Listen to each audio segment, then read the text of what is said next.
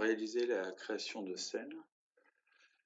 Donc, il va falloir qu'on utilise cette barre d'outils mise en scène que vous obtiendrez en allant cliquer ici, mise en page, à droite de l'outil Tenon de BLB Bois. Alors, déjà, ce qu'on va faire, c'est qu'ici, on va faire ajouter. Ici, les scènes sont en train de se créer.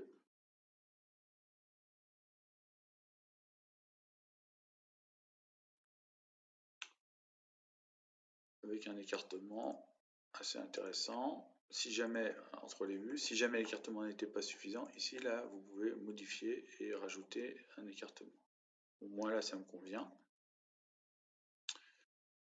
Donc là, les pièces ne se sont pas déformées. On a bien fait la mise à jour de la définition de l'échelle dans la scène précédente, dans la vidéo précédente. Donc maintenant, on va pouvoir procéder à la cotation. Mais avant de procéder à la cotation, il va falloir que, ici, dans Extension, nous fassions ajouter le nom de toutes les scènes. Ça crée un titre ici en bas, là, de chacune des scènes. Et de plus, ça crée des calques ici, qui sont, ici vous voyez, nous sommes dans la 161, le 161 il est noir, et les autres sont gris. Ça veut dire que le calque 161, il est actif que dans cette scène-là.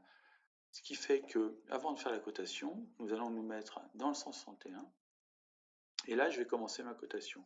Alors, en préambule, je vous dirais que pour faire la cotation en charpente, ce que nous devons faire, c'est coter les pièces de bois d'une extrémité jusqu'au début de l'assemblage, puis coter l'assemblage. Donc par exemple ici, là, la pièce de bois, elle s'arrête ici, là, en fait. On a la pièce de bois, la cote d'arasement, ici, la ligne d'arasement, plus assemblage. Donc là, je vais coter, par exemple, la distance de là à là. Voilà. Là, j'ai un assemblage qui fait 70 mm. Et là, j'ai un embrèvement qui fait 30. Donc je vais faire un clic droit. Et là, je vais mettre position du texte, début. Comme ça, on a une vue qui est plus propre, hein, une cotation qui est plus propre.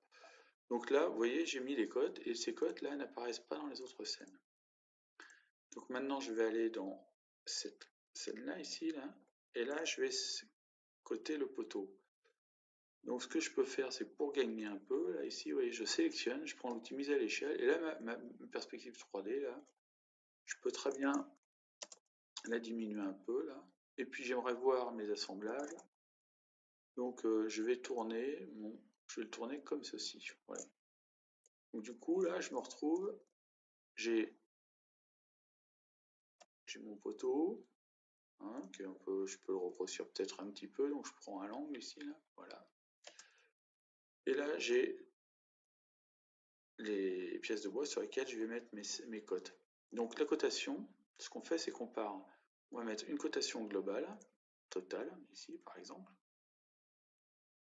Et après on va mettre, à partir de là, on va mettre d'une extrémité, on va mettre la cotation jusqu'au premier assemblage. On va mettre la valeur de la cote du premier assemblage. On va repartir à 0 ici, là. On va mettre la cotation du deuxième assemblage. Et on va mettre la cote ici. Là, je vais mettre la cotation du troisième assemblage. Et je vais mettre la cote ici. Alors là, le problème, c'est qu'on se retrouve avec un chevauchement. Donc, je vais sélectionner mes deux pièces de bois ici, là. Et je vais les déplacer pour mettre mon dessin plus lisible. Voilà, la cotation est faite.